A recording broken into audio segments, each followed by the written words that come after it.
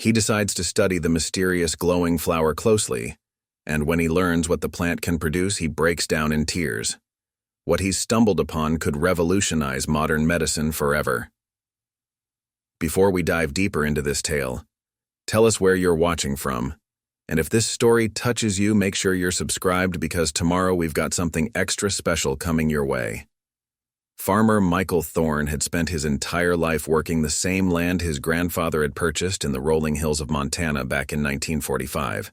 The 200-acre farm, known locally as Thorne Botanical Research Farm, had once been the crown jewel of Madison County, drawing attention from prestigious universities and pharmaceutical companies across the nation.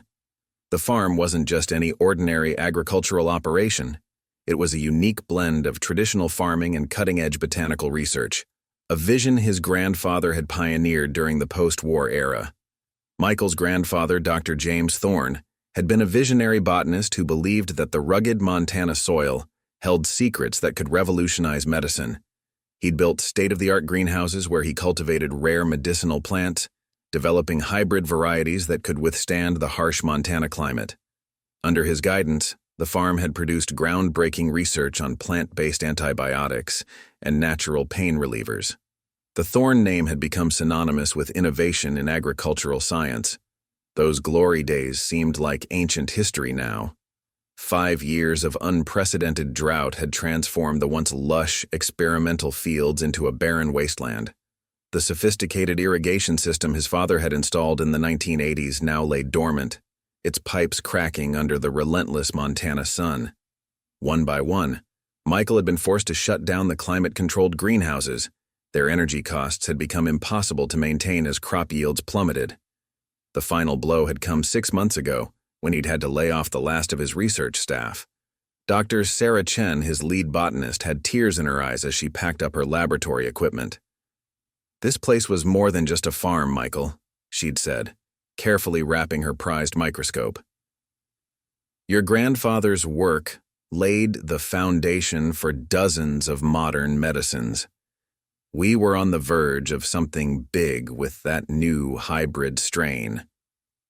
Her words haunted him daily as he walked past the empty laboratories. The hybrid strain she'd mentioned, a promising plant that had shown potential in treating chronic pain, now lay withered in Greenhouse 3, another victim of the financial crisis that had engulfed the farm. The bank was breathing down his neck with monthly payments he could barely meet. His botanical research license was up for renewal in 3 months, and without it, the farm would lose its status as a recognized research facility. The prestigious universities that had once competed for research partnerships now politely declined his calls. The pharmaceutical companies that had funded much of their research had moved on to larger, more stable operations. Michael's wife, Emma, tried to stay optimistic, taking extra shifts at the local hospital to help keep the farm afloat. Their teenage daughter, Lucy, had given up her dream of attending college on the East Coast, quietly applying to the local community college instead. The guilt of watching his family sacrifice their dreams weighed heavily on Michael's shoulders. The irony wasn't lost on him. His grandfather had survived the Dust Bowl on this very land, transforming it from a simple wheat farm into a pioneering research facility. Now, 3 generations later, he was about to become the first Thorne to lose it all. The thought of being the one to end his family's legacy kept him awake at night, staring at the ceiling fan in their increasingly empty farmhouse. Local farmers had started calling his operation Thorne's Folly, shaking their heads at his stubborn refusal to convert the research facilities into conventional grain storage. Some had even offered to buy portions of his land, suggesting he could make a decent living as a regular farmer. But Michael couldn't bring himself to abandon his grandfather's vision. The old man's words, spoken on his deathbed, still rang in his ears. "The land holds secrets, Michael. Nature has answers we haven't even thought to look for yet." That morning, as Michael walked through his withered fields checking for any signs of life after the winter, his mind was occupied with practical concerns. The property tax bill had arrived yesterday, and he had no idea how they'd manage to pay it. The remaining greenhouse needed urgent repairs, and the ancient pickup truck he used to deliver samples to the soil testing lab was making ominous sounds. He'd taken to walking the fields at dawn, partly out of habit, partly because he couldn't face Emma's worried glances across the breakfast table. The morning sun was just beginning to peek over the eastern hills, casting long shadows across the drought-scarred land. As he crested the small rise that marked the boundary of his experimental plot, something caught his eye that would change everything. At first, he thought he was seeing things, a trick of the light perhaps, or his tired mind playing cruel jokes. But as he drew closer, his heart began to race. There, in a small depression where the winter snow had lingered longest, was something he'd never seen before in all his years of farming and botanical research. What he found in that moment would not only save his family's legacy, but potentially change the future of medicine forever. Michael's breath caught in his throat as he approached the peculiar sight before him. There, nestled in a small hollow, where the morning dew still clung to the parched earth, was a cluster of flowers unlike anything he'd ever encountered in his decades of botanical research. The blooms were roughly the size of his palm, with petals that seemed to pulse with a faint ethereal luminescence in the early morning light. Their color was extraordinary, a deep, almost metallic purple that shifted to electric blue when the sunlight hit them at certain angles. But what truly made his scientific mind race was the unusual structure of the plants.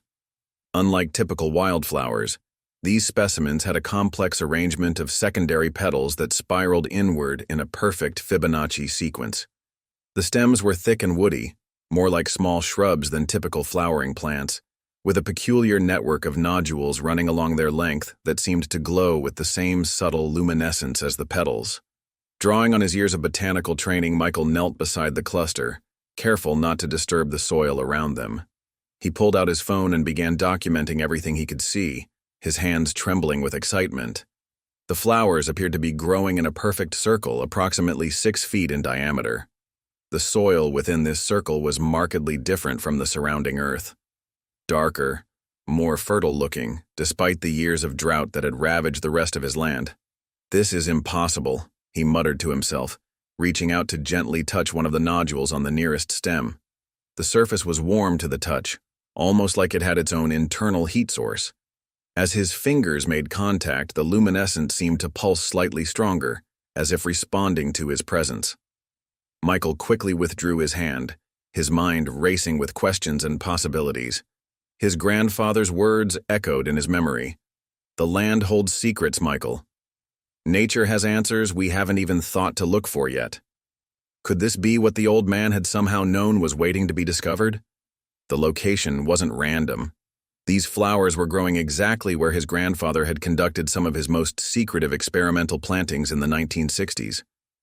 Michael's hands were shaking as he carefully collected soil samples from both inside and outside the circle. He needed to understand what made this particular spot different. The morning sun was climbing higher in the sky, and he noticed something else extraordinary. While the dew was evaporating from the surrounding area, the moisture within the circle of flowers remained constant, as if the plants were generating their own microclimate. Using a small trowel from his tool belt, he carefully extracted a tiny soil core from the edge of the circle. The soil composition changed dramatically about 6 inches down, transitioning from the expected dry, sandy loam to a rich, almost black earth that seemed to shimmer with tiny particles of what looked like metallic dust. This wasn't just unusual. It defied everything he knew about the local geology. As he worked, his mind raced through the possibilities. These plants couldn't be natural mutations of any local species. Their structure was too complex, too perfectly engineered. Yet they didn't bear any hallmarks of genetic modification either. They seemed to be something entirely new, something that shouldn't exist according to his understanding of botanical science. A memory surfaced from his childhood, snippets of a conversation he'd overheard between his grandfather and a mysterious visitor late one night. They'd been discussing something about bioluminescent properties and cellular regeneration, but it had all gone over his young head at the time. Now, standing here 3 decades later, those fragments of conversation took on a new significance. Michael's phone buzzed in his pocket. Emma was calling, probably wondering why he hadn't come in for breakfast. He hesitated before answering, his mind wrestling with a decision. Should he tell her about this discovery immediately? Part of him wanted to share this potentially groundbreaking find, but another part urged caution. He needed to understand more about what he was dealing with before getting anyone's hopes up. "Hey, honey," he answered, trying to keep his voice steady. "I might be a little late coming in. Found something interesting in the experimental plot that needs my attention." He could hear the worry in Emma's voice. They'd had too many false hopes over the years. "Just don't forget about the meeting with the bank at 2, she reminded him. "We need to figure out what we're going to tell them about the late payments." The bank meeting, he'd almost forgotten. In his excitement over the discovery, the crushing weight of their financial problems had momentarily lifted, but now it came rushing back, along with a new concern. If these flowers were as significant as he suspected, he needed to protect them. The wrong kind of attention could be disastrous. Making a quick decision, Michael began carefully photographing and measuring everything about the site. He used his phone's GPS to mark the exact coordinates and began sketching the layout in his weathered field notebook. Years of scientific training kicked in as he methodically documented every observable detail: the number of blooms, their precise dimensions, the spacing between plants, the unusual soil characteristics. But he needed more than just observations. With trembling fingers, he pulled out the small field testing kit he always carried, a habit from better days when the farm was still actively conducting research. The first test was for soil pH, and the results made him blink in surprise. The meter was registering values well outside the normal range, showing readings that shouldn't be possible in normal Earth. As the morning wore on, Michael's scientific curiosity battled with his growing excitement and concern. Every test he ran revealed more anomalies. The soil moisture content within the circle remained constant despite the increasing heat of the day. The temperature readings around the plants were several degrees higher than the surrounding air. Even the small amount of pollen he managed to collect behaved strangely, seeming to emit its own faint light when viewed in the shade. Standing up to stretch his cramping legs, Michael surveyed the surrounding field with new eyes. This discovery couldn't have come at a more critical time for the farm, but it also presented him with a dilemma. His scientific training told him to proceed carefully, document everything, and seek peer review. But his instincts as a farmer fighting for survival urged him to find a way to protect and capitalize on this discovery before someone else could claim it. The morning sun was now high in the sky, and he could see Emma's figure in the distance, walking toward him across the field. He had minutes to decide how much to tell her about what he'd found. As he watched her approach, Michael carefully placed his tablet, testing equipment and samples into his backpack, his mind racing with possibilities and plans. Whatever these flowers were, they represented hope, possibly the last hope for saving everything his family had built over 3 generations. But first, he needed to understand exactly what he was dealing with. Emma reached the experimental plot just as Michael was zipping up his backpack. Her eyes immediately went to the unusual flowers, and she gasped, one hand covering her mouth. As a former biology teacher, she knew enough about local flora to recognize that these specimens were extraordinary. "Michael, what are these?" she whispered, kneeling down to get a closer look. He watched as his wife's trained eye took in the details: the bioluminescent properties, the complex petal structure, the unusual nodules. 20 years of marriage had taught him to read her expressions like a book, and he could see the same mix of wonder and disbelief that he'd felt earlier spreading across her face. When she reached out to touch one of the flowers, he noticed something he'd missed in his initial examination. The petals seemed to shift their luminescence in response to her proximity, much like they had with him. "I don't know exactly what they are," Michael admitted, "but they're growing exactly where Grandpa James conducted his classified research back in the 60s. He pulled out his tablet and showed her the soil analysis results. "The chemistry here defies everything we know about normal plant biology. These flowers are somehow altering their environment at a molecular level." Emma's scientific curiosity was fully engaged now. She pulled a small magnifying glass from her pocket, a habit she'd never lost from her teaching days, and began examining the nodules on the stems. "Michael, she said slowly. "These structures look almost like specialized secretory glands, but I've never seen anything like them in any known plant species." As they discussed the implications, Michael's phone buzzed again. It was Dr. Chen, his former lead botanist, returning his urgent text from earlier. He'd sent her some of the preliminary data, careful to exclude any images or specific details about the discovery. Her excitement was palpable even through the phone speaker. "These readings can't be right, Michael," she said, her voice tight with controlled enthusiasm. "If they are, you're looking at cellular activity that shouldn't be possible in a plant species. The energy output alone." She trailed off, and he could hear papers rustling in the background. "I can be there tomorrow morning if you want me to run a full analysis." Michael hesitated, looking at Emma. They both knew bringing Sarah back would require money they didn't have, but they also knew they needed her expertise. These flowers could represent something unprecedented in botanical science. After a quick, silent exchange with his wife, Michael made a decision. "We'll figure out the payment somehow, Sarah. We need to understand what we're dealing with here." As he ended the call, Emma was already running calculations on her phone. "We could sell the old tractor," she suggested. "We haven't used it since we shut down the south field anyway." The fact that she was willing to sell farm equipment, something they'd resisted through all their financial troubles, told him how significant she thought this discovery might be. But their planning was interrupted by an unexpected sound. A truck engine in the distance. Michael's heart rate spiked as he recognized the distinctive rumble of Marcus Fletcher's pickup. Fletcher was the regional manager for AgriCorp, the massive agricultural conglomerate that had been trying to buy out struggling local farms. He had an uncanny ability to show up whenever farmers were most vulnerable. "We need to hide this," Michael said quickly, already pulling portable irrigation covers from his truck. Emma helped him set them up over the flowers, making it look like a routine soil conservation measure. They finished just as Fletcher's truck crested the hill. The corporate man stepped out of his vehicle with his usual practiced smile. "Michael, Emma," he nodded to them both.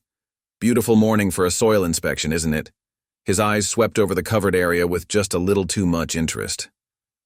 "You know, we've been monitoring soil quality all across the county. Some fascinating patterns emerging in these old experimental plots."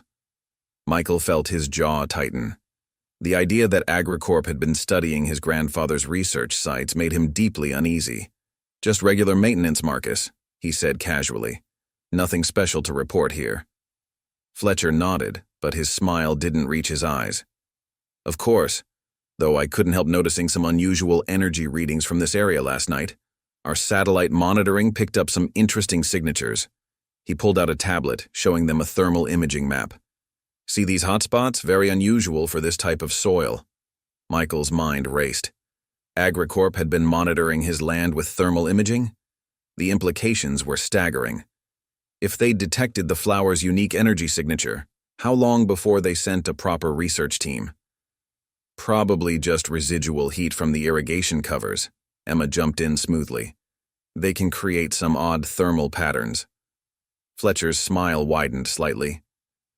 "Probably," he agreed, though his tone suggested otherwise. "By the way, I heard about your upcoming bank meeting. Tough situation. You know, our offer to buy the farm is still open. In fact, given the current circumstances, we might even be able to improve it." Michael felt a chill that had nothing to do with the morning air. AgriCorp's timing was too perfect, their monitoring too precise. Had they known about something like these flowers all along? Had his grandfather's old research sites been their real target? "We're not interested in selling, Marcus," he said firmly. "But thanks for thinking of us." As Fletcher drove away, Michael and Emma shared a worried look. They had hours until Sarah Chen would arrive, and now they knew they weren't the only ones interested in this part of the farm. Whatever secrets these flowers held, they needed to uncover them quickly. "We need to set up surveillance," Emma said, already making a list on her phone. "And we should take samples to the basement lab. If AgriCorp is watching with thermal imaging, we can't risk leaving them out here." Michael agreed, but as they carefully dug up several specimens, another worry gnawed at him. The flowers had chosen this specific spot to grow. Would they survive being transplanted? And more importantly, what had his grandfather done to this soil all those years ago that made it possible for such extraordinary plants to exist? As they worked, neither of them noticed the small drone hovering at the edge of their property, its high-resolution cameras recording every move they made. The basement laboratory of the Thorne farmhouse hadn't been used in months, but now it hummed with renewed activity. Michael and Emma had spent hours carefully transplanting 3 of the mysterious flowers into specialized growth containers, using soil from their original location. The remaining flowers were left in place, hidden under the irrigation covers, with carefully concealed cameras monitoring them. The basement lab, though outdated, held equipment that Michael's grandfather had somehow managed to keep cutting edge even in his later years. As they worked to analyze their samples, Michael couldn't help but notice how many of these devices seemed perfectly suited for studying these exact types of specimens, almost as if his grandfather had known something like this might eventually be discovered. "Look at this," Emma called from her station at the electron microscope, another piece of surprisingly advanced equipment that had been gathering dust. "The cellular structure is like nothing I've ever seen." She adjusted the display, showing Michael what appeared to be impossibly complex organelles within the plant cells. "These structures, they're almost like a hybrid between chloroplasts and mitochondria, but there's something else too. The energy production capability would be off the charts." Michael was about to respond when his phone buzzed. A security alert from their hastily installed surveillance system. He pulled up the feed to see another AgriCorp vehicle slowly driving past their property. This time it was their chief botanist, Dr. Richards, known for his aggressive research into genetically modified organisms. The implications were clear. AgriCorp was escalating its interest. "We need to move faster," Michael said. Turning to the complex chemical analysis, his grandfather's old equipment was running on the flower secretions. The preliminary results were staggering.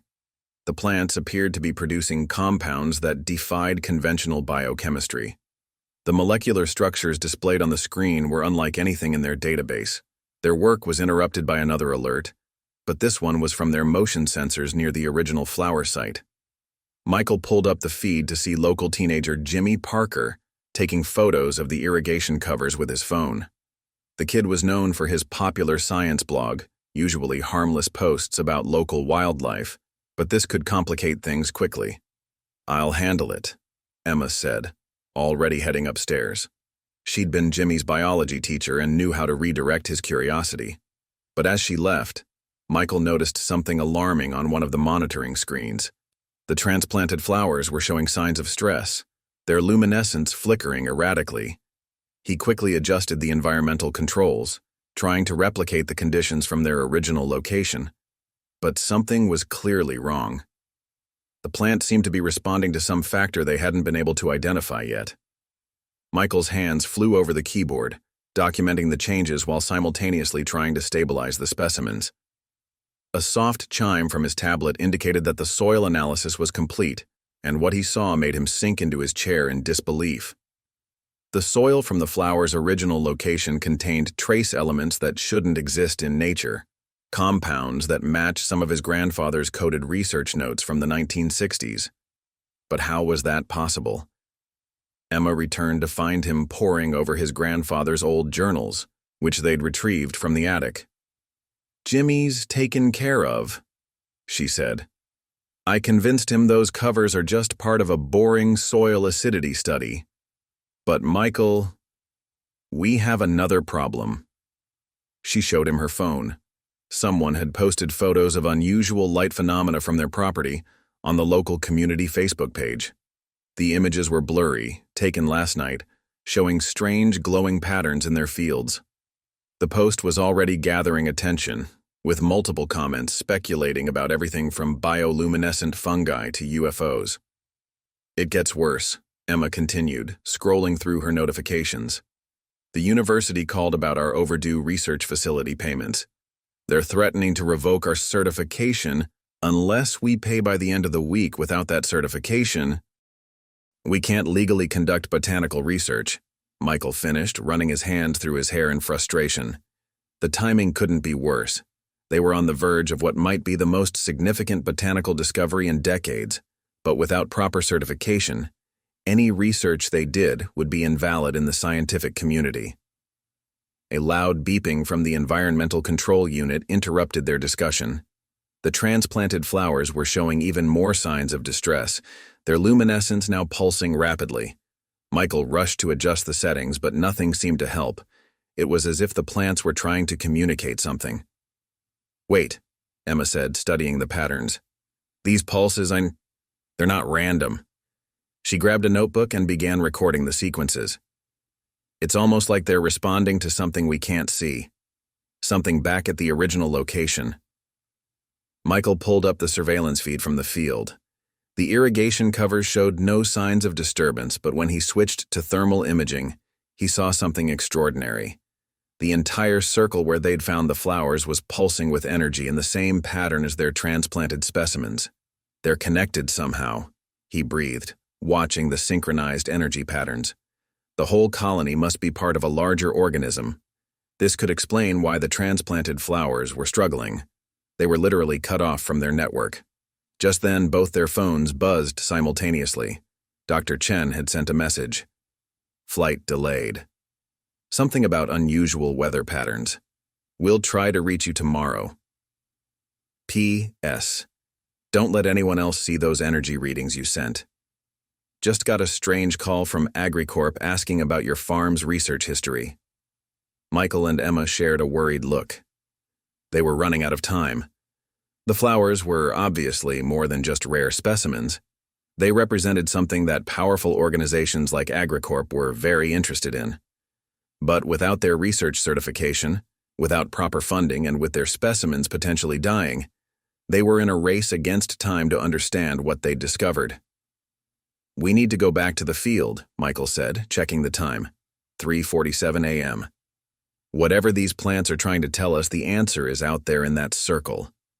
As if in response to his words, the transplanted flowers' luminescence synchronized into a steady, pulsing glow, like a beacon calling them back to their source. The pre-dawn air was crisp as Michael and Emma made their way back to the flower site. Their flashlights dimmed to avoid attracting attention. The farm's security system had detected 3 more vehicles passing by in the last hour. Their discovery wasn't going to remain secret much longer. As they approached the irrigation covers, both stopped in their tracks. The entire area was pulsing with a soft, rhythmic glow that seemed to emanate from deep within the soil itself. "It's like a heartbeat," Emma whispered, her scientific mind already racing to make sense of what they were seeing. The pattern matched exactly what they'd observed in the basement lab, but the scale was far more dramatic. The entire circle, roughly 6 feet in diameter, was now clearly visible through the dark soil, revealing an intricate network of luminescent roots connecting all the plants. Michael carefully removed one of the irrigation covers, and they both gasped. The flowers had changed. The previously observed nodules along the stems had developed into what appeared to be transparent vesicles, each containing a slowly swirling, iridescent liquid. The petals had also transformed, becoming almost crystalline in structure, with the same mysterious fluid flowing through visible channels within them. "Look at this," Emma said, pointing to her tablet's readings. The energy signature had evolved, becoming more complex and organized. "These patterns? They're almost like neural impulses. It's as if the entire colony is functioning as a single, coordinated organism." Michael pulled out his grandfather's journal, which he'd brought from the lab. Under the glow of the flowers, he could now see that certain pages had been written in a special ink that only became visible under the plant's unique luminescence. The hidden notes revealed something staggering. His grandfather hadn't just been studying unusual plants. He'd been tracking what he believed to be an intelligent botanical network. "Listen to this," Michael said, his voice trembling as he read from the newly visible text. "March 15th, 1965. The specimens appear to be capable of molecular restructuring based on environmental needs. Their chemical production adapts to combat various diseases introduced to the soil. I believe we've discovered not just a new species, but a new form of intelligent life. one that communicates through chemical and bioluminescent signals. As if responding to his words, the flower's glow intensified, and the vesicles began producing their mysterious liquid at a faster rate. Emma carefully collected samples in the specialized containers they'd brought, her hands steady despite her excitement. "Michael, if your grandfather was right, if these plants can actually produce targeted biochemical compounds, it would revolutionize medicine," he finished. "Imagine a natural source of compounds that could adapt to fight any disease, that could evolve its own chemical structure to match whatever threat it encounters." Their excitement was interrupted by a new alert from their security system. Multiple vehicles were approaching the farm from different directions. The thermal imaging feed showed at least 4 trucks converging on their location, still about 10 minutes out. "AgriCorp," Michael said grimly. "They must have been monitoring us more closely than we thought." He quickly began gathering their equipment, but Emma grabbed his arm, pointing at something extraordinary happening before them. The flowers were responding to their anxiety. The entire network was shifting, the vesicles producing a new type of compound they hadn't seen before. The liquid now had a distinct golden hue, and the molecular scanner they'd brought from the lab was registering unprecedented levels of activity. "They're trying to help us," Emma breathed, watching as the plants seemed to concentrate their energy into a single central flower. The specimen's vesicles were now full of the golden liquid, its crystalline petals pulsing with an almost blinding intensity. Michael made a split-second decision. They couldn't let AgriCorp get their hands on these plants, not when they were finally understanding what his grandfather had discovered, but they also couldn't risk moving the entire colony. The failed transplant experiment had shown how interconnected the network was. "Get samples of everything," he instructed Emma. "The soil, the liquid, tissue samples from different parts of the plants. We need to document everything before—" He trailed off as headlights appeared on the distant hill. Emma worked quickly, her years of laboratory experience showing as she efficiently collected and labeled samples. Michael photographed and scanned everything, paying special attention to the newly visible notes in his grandfather's journal. But as they worked, both noticed something else happening. The plants were changing again, this time appearing to withdraw deeper into the soil. "They're protecting themselves," Emma realized. "Look at how the network is pulling back, concentrating its energy below ground." The luminescence was indeed fading, but not disappearing entirely. Instead, it seemed to be consolidating into deeper root structures, becoming harder to detect from the surface. The approaching vehicles were close enough now that they could hear the engines. Michael and Emma quickly replaced the irrigation covers, making sure everything looked undisturbed. But as they prepared to leave, Emma noticed something they'd almost missed. A single flower, broken off from the main network, lying in the soil. Its vesicles were full of the golden liquid, and unlike their previous transplant attempts, this specimen seemed stable, its glow steady and strong. "It left this for us," Emma said softly, carefully placing the flower in a specialized container. "It's giving us a chance to continue the research." They barely made it back to the house before the AgriCorp vehicles arrived. As they watched from an upstairs window, Marcus Fletcher emerged from the lead truck, accompanied by a team of researchers carrying sophisticated equipment. But when the team reached the flower site, they found only normal-looking soil under the irrigation covers. The luminescent network had completely withdrawn, leaving no trace of its extraordinary nature. In their basement lab, the single flower specimen glowed steadily in its container, its golden liquid seeming to pulse in rhythm with their racing hearts. Whatever his grandfather had discovered, whatever this incredible life form was, it had chosen to reveal itself to them. Now they just had to figure out how to protect it long enough to understand its true potential. Michael and Emma spent the next several hours in their basement laboratory, watching through their security feeds as AgriCorp's team methodically surveyed their land. The corporate researchers had set up a sophisticated array of scanning equipment around the original flower site, but they were clearly frustrated by their lack of findings. The intelligent network had hidden itself well. The single flower specimen they'd recovered, however, was providing extraordinary data. Under their microscope, they could see its cellular structure actively adapting, creating new molecular compounds at a rate that should have been impossible. The golden liquid in its V-cycle seemed to pulse with its own inner light, and every test they ran revealed more astounding properties. "Look at this," Emma said, pointing to her computer screen. She'd been analyzing the flower's response to various stimuli, and the results were unprecedented. When I introduced a sample of antibiotic-resistant bacteria to a drop of the liquid, the flower immediately began producing compounds that neutralized it. It's like it can read the genetic structure of pathogens and create perfect countermeasures. Michael was about to respond when they heard heavy footsteps above them. Someone was in the house. They quickly activated the lab's hidden security shutters, another of his grandfather's surprisingly prescient installations, just as they heard Marcus Fletcher's voice upstairs. "Mr. and Mrs. Thorne," Fletcher called out, "we have some questions about unusual biological signatures we've detected on your property. We also have a warrant to inspect any research facilities on the premises." Emma quickly began backing up their data to encrypted drives while Michael gathered their most crucial samples. The hidden lab might buy them some time, but they needed a plan. That's when Michael noticed something strange about the flower specimen. It was responding to their stress, its luminescence changing pattern to match their elevated heart rates. "Emma, look," he whispered, pointing to the flower. The golden liquid in its vesicles was swirling faster, and new compounds were forming within its crystalline petals. His grandfather's journal, still glowing faintly under the flower's light, had fallen open to a page they hadn't noticed before.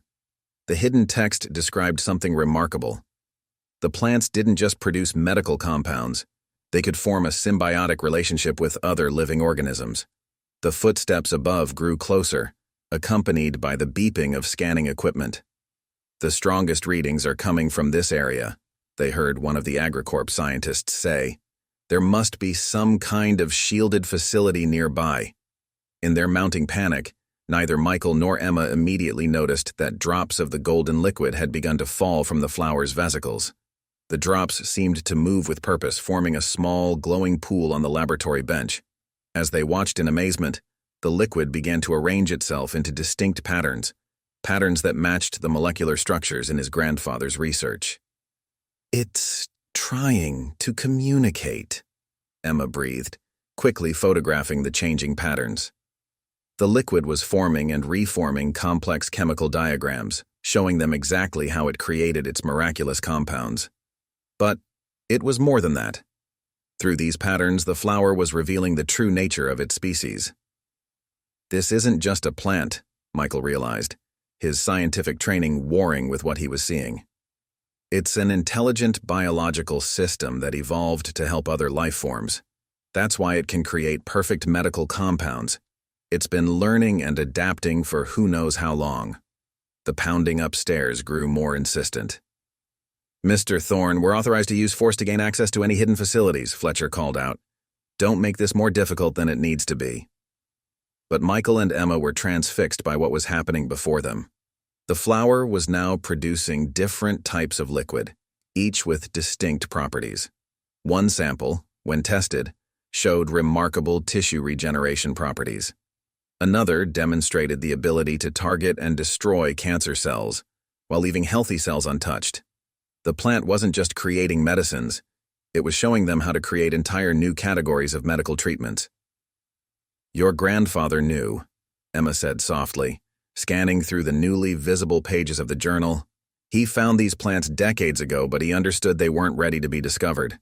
They needed time to develop, to become strong enough to survive human intervention." The banging upstairs had stopped, replaced by the whir of cutting tools. AgriCorp was breaking through their security measures. But even as their time ran out, the flower continued its desperate attempt to pass on its knowledge. The golden liquid was now forming complex sequences that Emma recognized as DNA patterns. The plant was showing them how to synthesize its healing compounds even without its direct involvement. "It's giving us everything," Michael said, his voice thick with emotion. "All its secrets, all its potential. It knows AgriCorp would just exploit it, so it's trusting us to use this knowledge the right way." Emma quickly began documenting everything, her hands flying over the keyboard as she recorded the complex molecular structures the flower was revealing. "We need to protect this information," she said. "If AgriCorp gets their hands on it, they'll patent it," Michael finished grimly. "Lock it away in their corporate vaults and dole out treatments to the highest bidders." The sound of breaking metal upstairs told them their security doors had been breached. They had minutes, maybe seconds, before AgriCorp found them. The flower seemed to sense this too. Its patterns were becoming more urgent, more complex, showing them not just individual compounds, but entire biological systems. "Look," Emma gasped, pointing to the final pattern forming in the golden liquid. "It's showing us how to cultivate more of its kind, but safely, controlled. We don't need to exploit the original colony. We can create new ones, work with them ethically." The footsteps were right above the lab now. Michael quickly photographed the final patterns while Emma transferred their data to a secure cloud server they'd set up years ago for backing up their research. The flower's glow was beginning to fade, its vital knowledge shared, its mission completed. Just as the hidden lab door began to buckle under AgriCorp's tools, Michael and Emma shared a look. They knew what they had to do. This discovery was too important to fall into corporate hands. They had the knowledge now, the patterns, the sequences, the methods. The question was, could they protect it long enough to share it with the world? The hidden laboratory door finally gave way with a thunderous crash.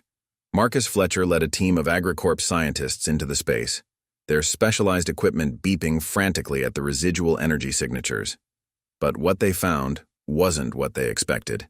Michael and Emma Thorne stood calmly at their workstation, a collection of perfectly ordinary soil samples laid out before them.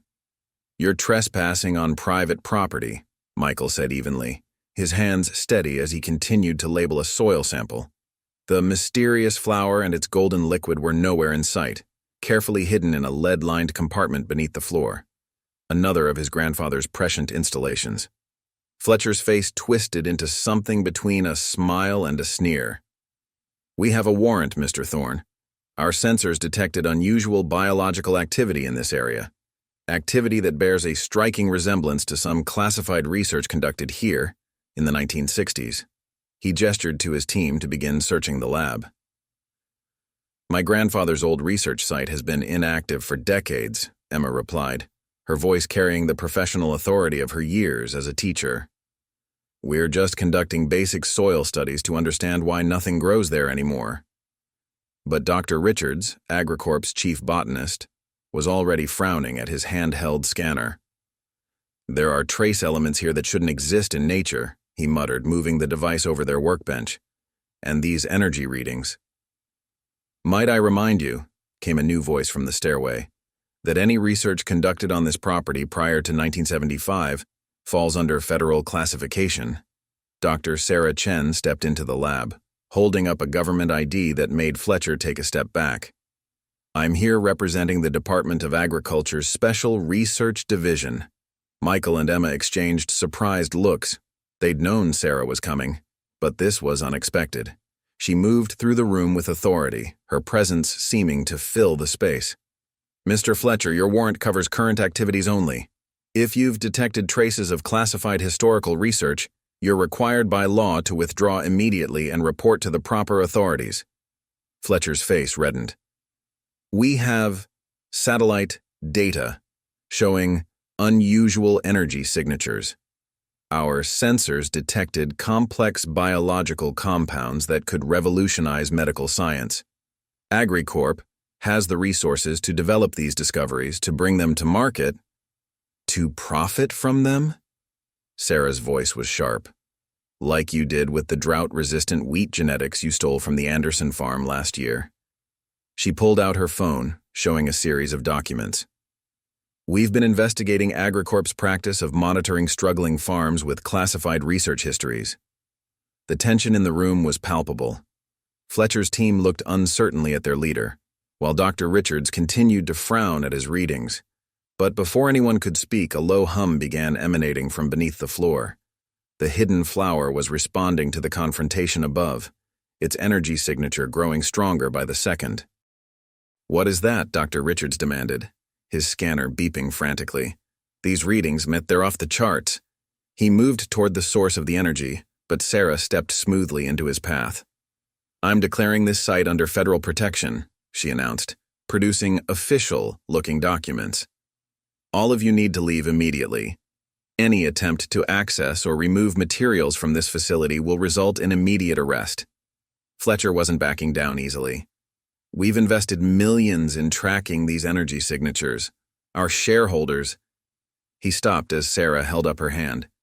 Your shareholders might be interested to know that AgriCorp has been using classified military satellite technology to spy on private farms. Technology you're not supposed to have access to. She smiled thinly. Would you like to discuss that with the federal investigators waiting upstairs? The threat hit home. Fletcher signaled to his team, and they began reluctantly packing up their equipment. But as they turned to leave, Dr. Richards suddenly lunged toward the workbench, grabbing a vial of soil samples. The next few seconds seemed to happen in slow motion. As Richards moved, the floor beneath them pulsed with energy. The hidden flower, sensing the threat, released a burst of bioluminescence so powerful it shone through the lead-lined container. The light filled the room with a golden glow, and every piece of electronic equipment sparked and went dead. When the light faded, Richards stood frozen, the vial slipping from his nerveless fingers. On every surface of the lab, visible only under ultraviolet light, were complex molecular patterns. The flower's knowledge encoded in a form that only those who knew what to look for would ever find. What was that? Fletcher demanded, but his voice shook slightly. That, Sarah said calmly, was a federal security system activating. I suggest you leave before it decides you're a more serious threat. The authority in her voice left no room for argument. Fletcher and his team practically ran from the lab, leaving Sarah alone with Michael and Emma. As soon as they were gone, Sarah's professional demeanor melted into a wide grin. Federal credentials courtesy of your grandfather, she explained, showing them the ID more closely. He left them with instructions to use them if anyone ever came looking for his special projects. I found the package in my office this morning, along with a letter explaining everything. Michael sagged with relief, but Emma was already moving toward the hidden compartment. The flower, she said urgently. That energy burst. They opened the lead-lined container to find the specimen still intact, its golden liquid now forming new patterns. Patterns that matched the ultraviolet markings covering the lab. The flower hadn't just defended itself. It had encoded its knowledge throughout the room, hiding it in plain sight. Your grandfather was a genius, Sarah breathed, examining the patterns. He knew this day would come. He knew we'd need a way to protect this discovery while still preserving the knowledge. She turned to face them both. Do you understand what this means? We can study these patterns, decode the flower's secrets without risking the original colony. We can develop new medicines, treatments that could save millions of lives. And AgriCorp can't touch us because technically, we're studying your grandfather's classified research. The implications were staggering. The flower had given them everything they needed, its knowledge, its potential, and now a way to protect it all. But as they stood in the pattern-covered lab, they knew their work was just beginning. Somewhere above them, hidden in the soil of the experimental plot, the original colony was waiting, ready to share more of its secrets when the time was right. In the days that followed, Michael, Emma, and Sarah worked tirelessly to decode the complex patterns left by the flower. Their basement laboratory had been transformed into a sophisticated research facility, with Sarah's credentials providing them access to advanced equipment from her university contacts. The ultraviolet markings covering the lab walls proved to be more than just defensive measures. They were a complete botanical encyclopedia, a detailed guide to understanding the extraordinary species they'd discovered. Look at this sequence, Sarah said one morning, pointing to a particularly intricate pattern they'd just decoded. The molecular structure shows how the plant creates its healing compounds, but it's not just random generation. These organisms can read the genetic code of diseases and create perfect countermeasures. It's like having a living pharmaceutical lab. Emma was hunched over the electron microscope, studying tissue samples from their preserved flower specimen. The cellular adaptation rate is unprecedented, she reported, adjusting the magnification. When I introduce a pathogen, the cells don't just react, they evolve, creating new structures specifically designed to combat the threat. I've never seen anything like it. Michael had been deeply immersed in his grandfather's journals, which now made much more sense under the flower's revealing light. According to these notes, Grandpa James discovered the first specimen in 1962. But look at this. He didn't just find it. Something led him to it. He turned the journal so they could see the faintly glowing text. He wrote about following a trail of bioluminescent fungi that appeared after a meteor shower. The original colony might not even be from Earth. This revelation stunned them all into momentary silence. The implications were staggering. They weren't just dealing with a new species. They might be studying an extraterrestrial life form that had adapted to Earth's environment over decades. A life form that seemed specifically designed to help other species survive and thrive. Their contemplation was interrupted by a soft chiming from their monitoring equipment. The single flower specimen was producing new compounds, its golden liquid swirling with unprecedented activity. Emma rushed to analyze the latest samples, and her eyes widened at the results. "These new compounds," she breathed, "they're not just medicinal. The molecular structure suggests they could actually regenerate damaged tissue, regrow entire organ systems. This could revolutionize transplant medicine, eliminate the need for donor organs entirely." Sarah was already documenting everything, her fingers flying over the keyboard.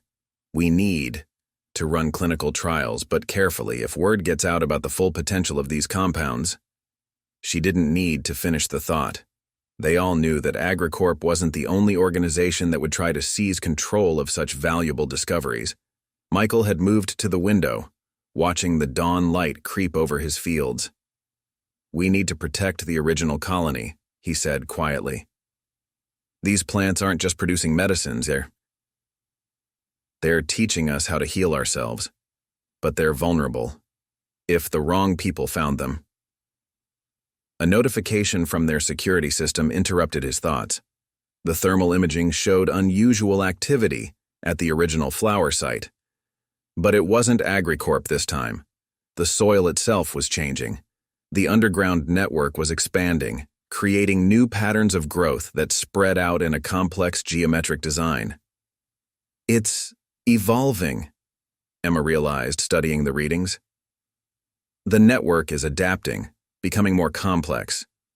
But why now?" She turned to the preserved specimen, which was pulsing with increased luminescence.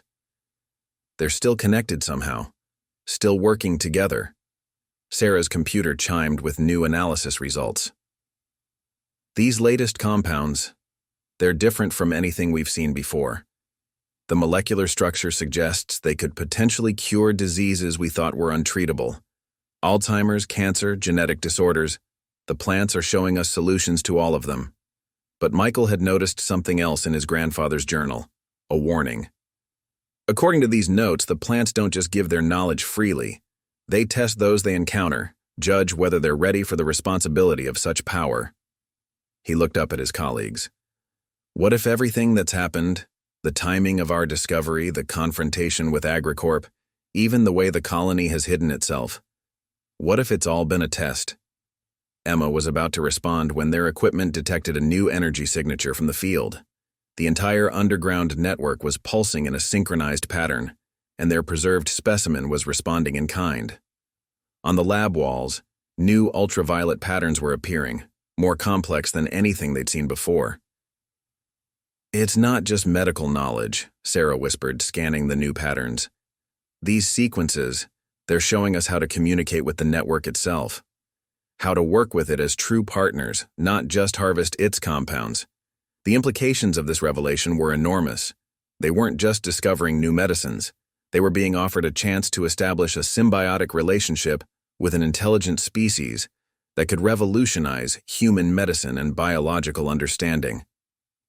"That's why my grandfather protected them," Michael said, understanding flooding through him. "He knew humanity wasn't ready then. He knew we needed to evolve, to prove we could handle such knowledge responsibly." He looked at their small team, a farmer, a teacher, and a botanist, all driven by the pure desire to help others rather than profit from their discoveries. The flower specimen pulsed with renewed energy, its golden liquid forming patterns that matched their own brainwave patterns. It wasn't just communicating with them, it was synchronizing with them, creating a bridge between human consciousness and its own unique form of awareness. "We need to make a decision," Emma said softly, watching the patterns shift and flow. "Do we share this knowledge with the world? And if we do, how do we protect it from those who would abuse it?" The answer began to form in the golden liquid before them, as the flower showed them one final pattern, a blueprint for the future. The solution that formed in the golden liquid was both elegant and revolutionary. The flower wasn't just showing them how to protect its knowledge, it was revealing a way to share it globally while ensuring it couldn't be monopolized or misused. The pattern described a method of encoding the healing compounds into simple, common plants that could be grown anywhere in the world. "This is incredible," Sarah breathed, analyzing the complex molecular diagrams forming in the liquid. "The network is showing us how to transfer its healing properties into ordinary flora. Plants that already grow naturally in different regions could be modified to produce these compounds." She looked up from her computer, her eyes shining with excitement. "It's like they're teaching us how to create a worldwide network of natural pharmacies." Michael was rapidly documenting everything in his grandfather's journal style, his hand moving swiftly across the pages. "The process requires 3 common ingredients found in most soils, plus a catalyst that we can synthesize using basic lab equipment. Any botanical research facility could replicate this, but..." He paused, studying the patterns more closely. "The compounds only remain stable if they're shared freely. Any attempt to restrict access or commercialize them causes the molecular structure to break down." Emma was already running simulations on their main computer. "The plants are giving us a built-in safeguard against exploitation. The healing properties can only be maintained through open-source collaboration and free distribution. It's brilliant. They're forcing humanity to work together." Their excitement was interrupted by a soft chime from their security system. The original colony in the field was showing unprecedented activity. The underground network had expanded into a complex geometric pattern that stretched across nearly an acre, visible only through their thermal imaging equipment. "Look at this," Sarah called out, pointing to her screen. The network's energy signature had changed, becoming more organized and coherent. They're not just communicating anymore, they're teaching. The pattern matches educational neural networks. They're literally creating a biological learning system. Michael rushed to check the newest soil samples from the field. The chemical composition of the soil is changing. The network is altering the fundamental structure of the environment, making it more conducive to producing these healing compounds. He looked up at his colleagues. "They're not just showing us how to do this. They're preparing the earth itself to help us." Emma's computer suddenly lit up with new data. "The modification process, it's not just for plants. These patterns show how the healing properties could be integrated into existing agricultural crops." Her voice grew excited as she scrolled through the information. "Imagine wheat that could boost immune systems, tomatoes that could help prevent cancer, rice that could cure tropical diseases." "But we need to be careful," Sarah cautioned, though her eyes were bright with possibilities. "If we release this information, it will change everything, not just medicine, but agriculture, ecology, even economics. The entire pharmaceutical industry would be transformed overnight." The flower specimen pulsed with renewed energy, its golden liquid forming new patterns that seemed to address their concerns. The sequence showed a gradual implementation process, a way to introduce these changes slowly and sustainably. "They've thought of everything," Michael said softly, watching the patterns unfold. "The network isn't just giving us the knowledge, it's showing us how to use it responsibly. Look at these sequences. Phase 1 would focus on critical diseases in underserved areas, using local plants that already grow there. Phase 2 would integrate the properties into major food crops, but gradually, allowing societies to adapt." Emma was already drafting a preliminary research paper. We need to publish this in a way that cannot be suppressed or controlled, not just in scientific journals, but through multiple channels, in every language, with complete documentation of the processes. Sarah's phone buzzed with a message from her university contacts. More unusual plant activities were being reported worldwide. Glowing flowers appearing in remote areas, strange growth patterns in botanical gardens, unprecedented healing properties in common weeds. It's already starting, she realized. The network isn't just here. It's spreading, choosing locations and people around the globe. Like my grandfather, Michael said, understanding dawning. He wasn't the only one they contacted, just the first. They've been preparing for this, finding people who would use their knowledge wisely. He pulled up a map showing the reported phenomena. Every continent had multiple sites, each appearing near research facilities known for their ethical practices and humanitarian work. The basement lab's equipment suddenly registered a massive energy surge from the field. The entire underground network was pulsing in perfect synchronization, and their instruments showed similar patterns being detected at sites worldwide. The flower specimen's golden liquid formed one final, complex pattern, a complete genome sequence that would allow them to verify and connect with other legitimate sites. This is their gift to humanity, Emma said softly, watching the global data stream across their screens. Not just the ability to heal ourselves, but the necessity to work together, to share knowledge openly, to put human welfare above profit. Michael thought about his grandfather's long years of protecting this secret, preparing the groundwork for this moment. He knew this day would come, he said, not just the discovery, but the moment when humanity would be ready to handle it responsibly. Sarah was already coordinating with other research sites that had reported similar phenomena. "We're not alone in this," she reported. "Teams around the world are finding the same patterns, the same instructions. It's like a global network of healing knowledge is activating all at once." As they watched their screens light up with reports from around the world, the flower specimen pulsed one last time, its golden liquid forming a simple message. Share freely, heal wisely. The path forward was clear. They had been chosen as one of many guardians of this knowledge, tasked with helping humanity embrace a new era of healing and cooperation. 5 years after the discovery of the luminescent flowers, the Thorne Botanical Research Farm had transformed into something his grandfather could have only dreamed of. Michael stood at the edge of his fields, now lush with a variety of healing plants that glowed softly in the dawn light. The original network had expanded thoughtfully, working in harmony with their research efforts to create sustainable healing gardens that served as a model for similar facilities worldwide. Emma emerged from their newly expanded laboratory, which now hosted scientists from around the globe. "The latest results just came in from the WHO," she said, her face glowing with pride.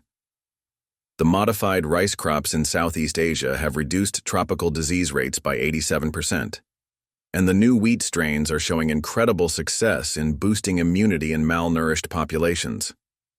Michael smiled, remembering how far they'd come. The decision to share their discovery openly had sparked a global revolution in medicine and agriculture.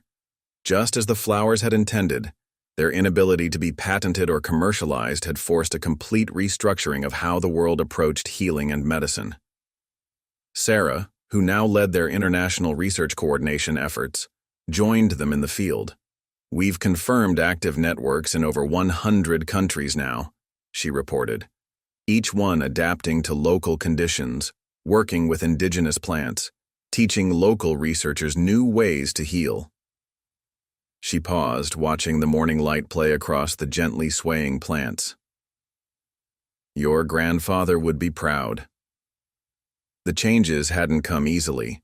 The pharmaceutical industry had initially fought hard against the freely shared healing knowledge, but the undeniable results had spoken for themselves. When the first wave of cancer patients began reporting complete recoveries using simple plant-based treatments, the world had to take notice. When previously incurable diseases started becoming manageable through easily grown medicinal plants, the old profit-based medical system had no choice but to adapt. "Remember when we thought we were just saving the farm?" Emma mused, watching a group of international students carefully tending to the newest growth of healing plants.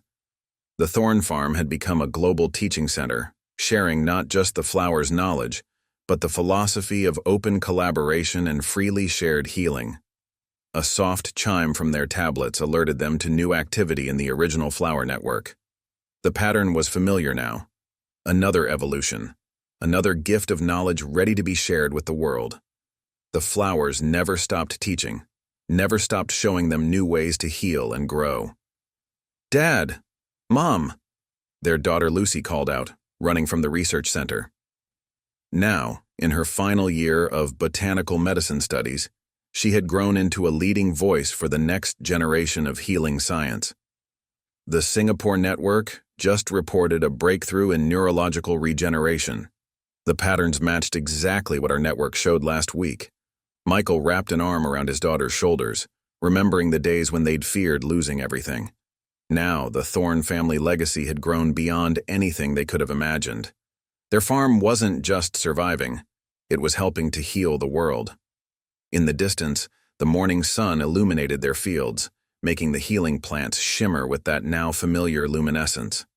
The golden glow seemed to pulse in harmony with the heartbeat of the earth itself, a reminder of the extraordinary partnership that had formed between humanity and these remarkable organisms.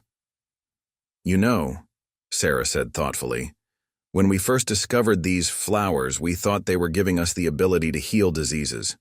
But they gave us something far more valuable. They taught us how to work together, how to share knowledge freely, how to put the well-being of all above the profit of a few." Emma nodded, watching as another group of international researchers arrived, eager to learn and share their own discoveries. "They didn't just show us how to heal bodies," she added. "They showed us how to heal our approach to medicine, to research, to cooperation itself." Michael thought about the countless lives that had been changed, the millions who now had access to healing that once would have been beyond their reach. His grandfather's dream had blossomed into something far greater than one farm, one family, or even one nation. It had become a worldwide movement of healing and hope.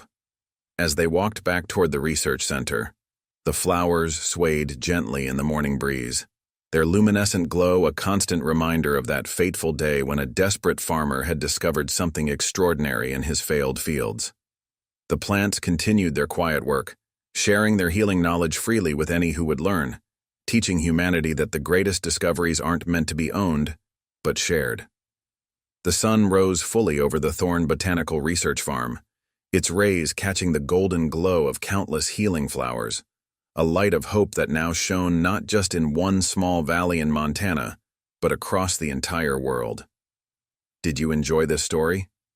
Has nature ever surprised you with its hidden potential? Let us know in the comments below. Don't forget to like and subscribe to our channel for more inspiring true stories of discovery and hope. And remember, sometimes the most extraordinary breakthroughs come when we're on the brink of giving up. Thank you for watching, and we'll see you in the next video.